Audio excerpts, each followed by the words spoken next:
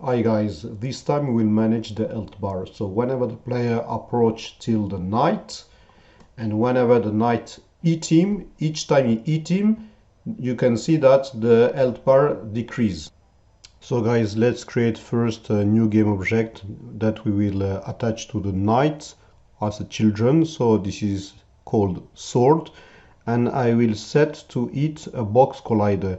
What is the purpose of this box collider? Let's see that, guys. So here is the box collider attached to the sword. So now whenever the player enter inside this box collider that I set as a trigger, normally the player must have his health reduced. So then guys, I attach and create first a sword attack script. It is this sword attack script is here. So I will take it and put it in the script folder to be organized.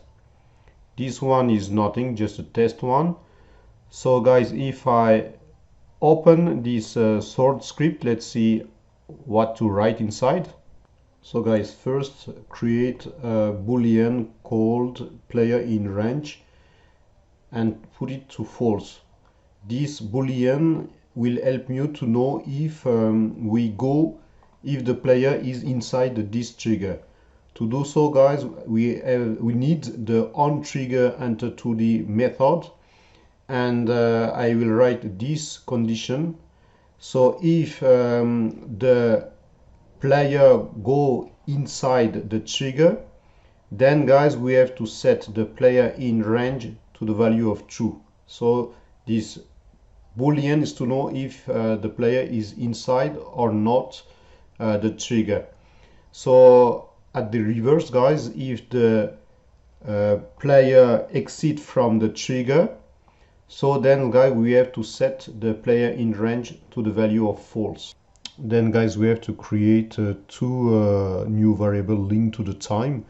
The first one is the delay between two attacks. I set it to 0.5 second. And the second one is a timer. What is this timer? Guys, the timer variable measure actually the duration of the movement of the sword from the moment you raise it and whenever it's at another point. For example, whenever it is down. So guys, let's change the variable of the time inside the update method. So the new variable is equal to the old variable plus time dot delta time.